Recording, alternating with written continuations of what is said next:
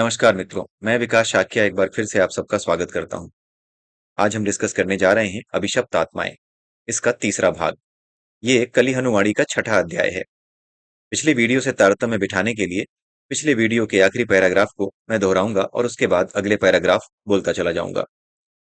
साधारण आत्माएं जिस भी तनमन के साथ जुड़ती हैं उसी को अपना मान लेती हैं। उस तनमन में जो भी भावनाएं पैदा होती हैं, चाहे वे सकारात्मक हों या नकारात्मक, उसी को वे अनुभव करती हैं। जब तनमन बेकार हो जाता है और अंततः मर जाता है, तभी वे कोई दूसरा तनमन धारण करती हैं, दूसरा जन्म लेती हैं। परंतु अभिशप्त आत्माएं अलग ढंग से तन मन के साथ जुड़ती हैं। सुर आत्माएं केवल जीवन के सकारात्मक रसों का पान करती हैं और असुर आत्माएं केवल नकारात्मक रसों का। ऐसा करने के लिए वे एक तन से दूसरे तनमन में लगातार भटकती रहती हैं। किसी एक तनमन में सकारात्मकता, नकारात्मकता और उदासीनता के उतार चढ़ाव आते रहते हैं। इसलिए वे एक तनमन में अधिक समय तक नहीं टिकती। भय, क्रोध, विषाद, घिन, सदमा, चिंता, निष्ठुरता आदि मानव जीवन के नकारात्मक रस हैं। कल्पना करो कि कोई असुर है। वह किसी ऐसे व्यक्ति की पहचान करता है जो भयभीत है। वह उसके तन मन में घुसकर उसके भय का रस पीता है। वह उसके भय को जहां तक हो सके लंबा खींचने की चेष्टा करता है। जब भय नहीं रहता, तब वह उस तनमन को त्याग देता है। तत्पश्चात वह अपने अगले लक्ष्य की खोज करता है। मान लो कि कोई उसे विषादग्रस्त मनुष्य से मिलता है। वह उसके तनमन में घुसकर विषाद का रस पीता है और उसे लंबा खींचने की चेष्टा करता है। जब उस तन मन में विषाद नहीं रहता, तो वह उसको त्याग देता है।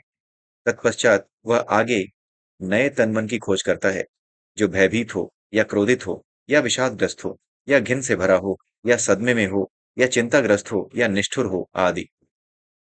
हर्ष, विश्वास, आशा, सुखद, आश्चर्य, सहानुभूति आदि मानव जीवन के सकारात्मक रस हैं। सुर ऐसे व्यक्तियों की खोज में रहते हैं जो सकारात्मक मानसिक स्थिति से गुजर रहे हों।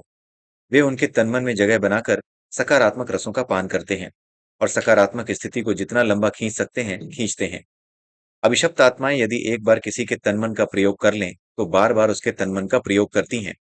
उन्हें यदि एक बार रस का स्वाद किसी तनमन के माध्यम से मिल गया तो उसी तनमन के आसपास वे मंडराती रहती हैं और अवसर खोजती रहती हैं।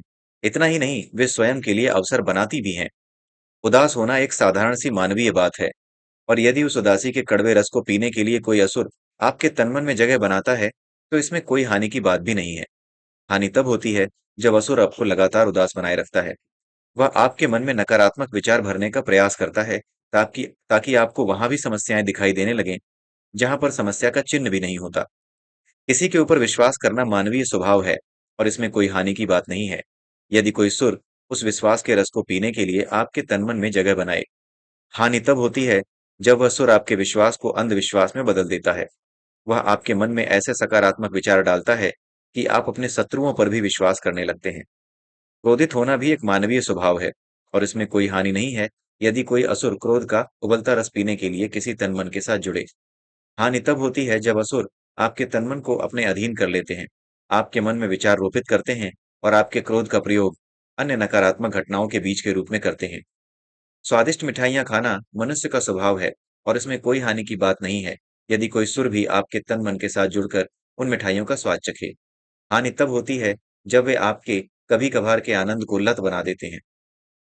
किसी विषय में निष्ठापूर्वक विश्वास करना भी एक मानवीय स्वभाव है। हानि तब होती है जब असुर आपके मन पर नियंत्रण करके आपको अंधा बना देते हैं, जिससे आप अन्य जनों के विश्वास की खिल्ली उड़ाकर घृणा के रस का पान करने लग जाते हैं। अभिशप्त आत्माओं के 3 प्रकार हैं और उनसे पीछा छुड़ाने के लिए भी 3 मार्ग हैं: सचेत रहना, नकारना और प्रार्थना करना। आइए एक-एक करके देखते हैं इन तीनों प्रकार की अभिशप्त आत्माओं के बारे में। अभिशप्त आत्माएं यानी सुर और असुर दोनों। आइए बात करते हैं अभिशप्त आत्माओं की इन 3 प्रकार की और इनसे छुटकारा पाने के 3 प्रकारों की भी। कुछ अभिशप्त आत्माएं चोरों की तरह होती हैं, जो मूल आत्मा में थोड़ी सी जागृति आते ही भाग खड़ी होती हैं। जो ज्ञान मैं आपको दे रहा हूं, वह उस घंटी की तरह काम करेगा जो सुर और असुरों का संकट पाते ही आपके मन में बजने लगेंगी। उदाहरण के लिए, यदि उदासी लंबे समय तक चलती है, तो आप समझ जाओगे कि किसी असुर ने आपके तनमन पर डेरा डाल लिया है। यह चेतना उसको आपके तनमन से भगाने के लिए पर्याप्त है। आपको उन अभिशप्त आत्माओं के प्रति भी सचेत रहने की आवश्यकता है, जो आपके तन-मन पर नहीं, बल्कि आप जिन जनों के संपर्क में रहते हैं, उनके तन-मन पर डेरा डाले हुए हैं। उदाहरण के लिए, यदि आपका कोई मित्र लगातार किसी के बारे में शिकायत करता है, तो समझ जाइए कि वह असुरों के नियंत्रण में है। यह समझ आपको उनसे सुरक्षित रखेगी। इस समझ के अभाव में वे असुर आपके तन मन पर भी डर डाल सकते हैं। यदि आपके मित्र को किसी चीज की लत है, तो समझ जाइए कि उसके तन मन में सुरों का वास है। यह समझ ही आपको उनसे और उनकी लत से सुरक्षित रखने के लिए पर्याप्त है। अतः जो अभिशप्त आत्माएं चोरों जैसी होती हैं, उनसे सचेत रहना पर्याप्त है। कुछ सुर और असुर ठग जैसे होते हैं। वे आपके तन मन को वश में करने के लिए आपको मूर्ख बनाते हैं। मान लीजिए कि आप कुत्तों से घृणा करते हैं। किसी भी चीज के प्रति लगातार घृणा करना तन मन में असुरों की उपस्थिति का सूचक है। असुर आपके संसार को कुछ इस रंग से रंग देते हैं कि आपको ऐसी घटनाएं दिखाई देनी शुरू हो जाती हैं जो आपकी घृणा पर औचित्य का ठप्पा लगाती हैं। कुत्तों द्वारा मनुष्य को नोच खाने के समाचार आपके पास आने लगते हैं। आपको ऐसे पीड़ितों के बारे में पता चलने लगता है जो कुत्तों के काटने से भयानक मौत मरे हैं। इन सब के कारण आपकी घृणा एक ऐसे स्तर पर पहुंच जाती है कि आप कुत्तों को मारने और हानि पहुंचाने को अपने जीवन का उद्देश्य बना सकते हैं। बाहरी संसार असीमित है। आप इसका केवल एक सीमित प्रारूप ही देख पाते हैं। यदि आपके तन मन पर असुरों का निवास है, तो आप वही देखेंगे जो असुरों के लिए लाभकारी है। वे आपको ऐसी घटनाएं दिखाएंगे जिससे आपके जीवन में उन नकारात्मक रसों का उत्पादन होगा जिनको वे पीना चाहते हैं। वे आपको यह भी विश्वास करा देंगे कि जो आप देख रहे हैं वही पूर्ण संसार है। घृणा के अलावा अन्य नकारात्मक जीवन रसों, क्रोध, भय, घिन, चिंता, सदमा, निष्ठुरता आदि का उत्पादन शुरू हो जाएगा। इससे आपके मन में निवास कर रहे असुरों की संख्या बढ़ती जाएगी और आपकी मूल आत्मा कोई अंधेरा कोना पकड़कर सोती रहेगी। आप अभिशप्त आत्माओं को ही अपनी आत्मा मानने लगेंगे। ऐसे सुरों तथा असुरों से मुक्ति पाने के लिए आपको अपने दृष्टिकोण को नकारना होगा।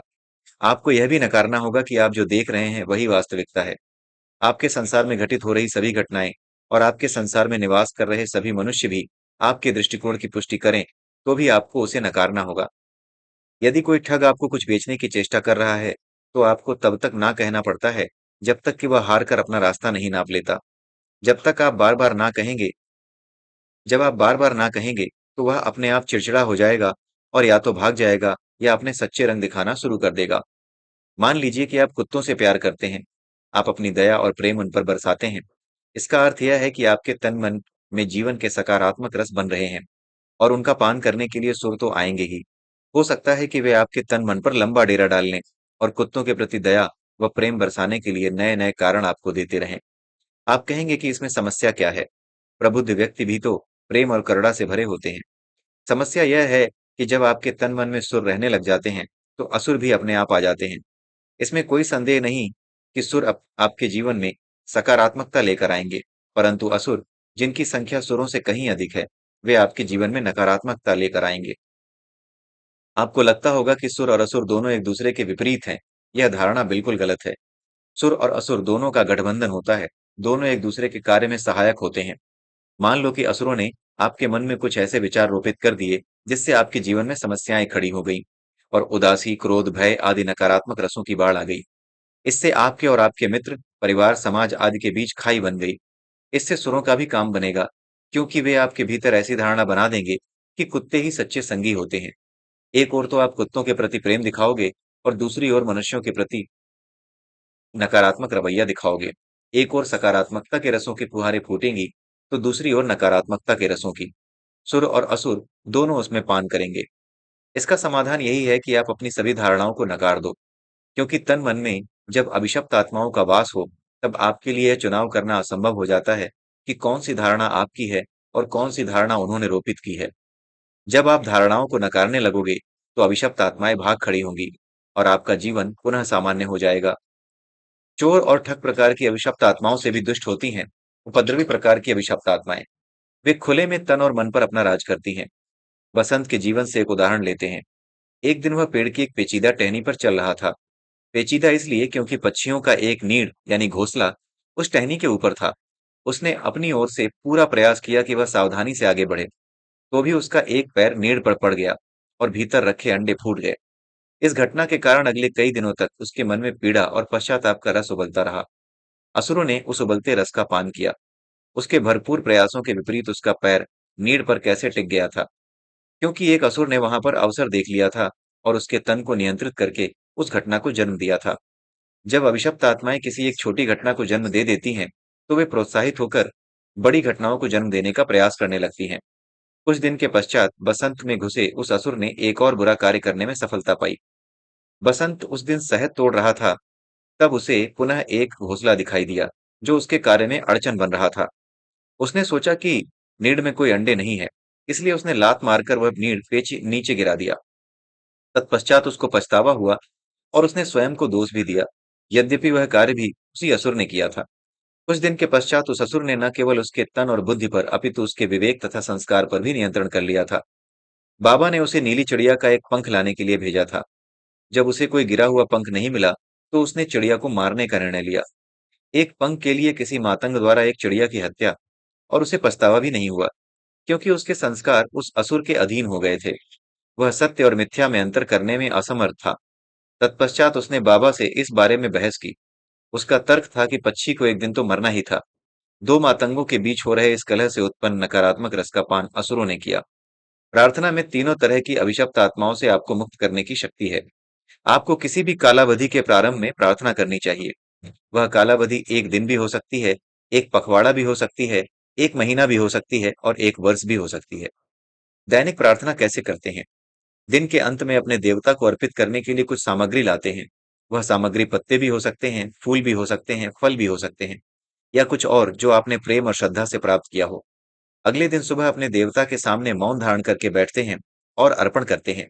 जैसे जैसे आप अर्पण देते हैं, वैसे वैसे पिछले दिन की घटनाएं आपके मन में तैरने लगती हैं। वे सभी घटनाएं अपने देवता को समर्पित कर देते हैं। यदि पिछले दिन किसी घटना से आपको उदासी हुई हो, तो वह उदासी भी अपने देवता के नाम कर देते हैं। यदि किसी घटना से आपको आनंद हुआ हो, तो वह आनंद भी अपने देवता के नाम कर देते हैं। जीवन ने चाहे आपको कोई सकारात्मक रस दिया हो या नकारात्मक रस, सब देवता के नाम कर देते हैं। जब न तो सकारात्मकता आपकी रहती है और न ही नकारात्मकता, सुर और असुरों के लिए आपके तन मन में डेरा डालने का कोई कारण नहीं रह जाता। इस तरह प्रार्थना आपकी आत्मा को शुद्ध कर देती है और आप अपना नया दिन अभिशप्त आत्माओं के हस्तक्षेप के बिना जी पाते हैं। इसी तरह आप किसी भी सप्ताह के पहले अथवा किसी भी पखवाड़े के पहले अथवा किसी महीने के पहले अथवा किसी भी कालावधि के पहले प्रार्थना कर सकते हैं। जैसा कि आप जानते हैं कि कोई साधारण आत्मा सकारात्मकता और नकारात्मकता के उतार चढ़ावों से गुजरती रहती है। वह तब तक जन्म मरण के चक्कर में फंसी रहती है जब तक कि उसे मोक्ष नहीं मिल जाता। यदि युगों तक किसी आत्मा को मोक्ष न मिले तो क्या होगा? क्या वह अनंत काल तक मानव संसार में ही बंदी रहेगी? दूसरे शब्दों में, क्या आपकी आत्मा के पास इस संसार में विचरण के लिए अनंत समय है? नहीं। इस संसार में न केवल आपकी देह का अपितु आपकी आत्मा का भी समय सीमित है। यदि हम इस संसार को एक मार्ग माने, तो आपके नश्वर तन रथों की तरह हैं, जो इस मार्ग पर दौड़ रहे हैं। आपकी आत्मा यहाँ पर एक छोटी सी यात्रा का आनंद लेने आई थी, परंतु यहाँ के अनंत मार्गों में उलझकर रह गई है। मार्ग भले ही अनंत हो, परंतु आपके पास यहाँ पर सदा के लिए रहने के लिए अनुमति पत्र नहीं है।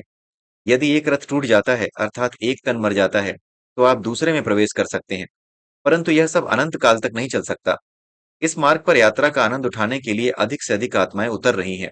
एक समय आता है जब मार्ग पर इतनी भीड़ हो जाती है कि रथों सहित मार्ग भी विनाश को प्राप्त हो जाता है।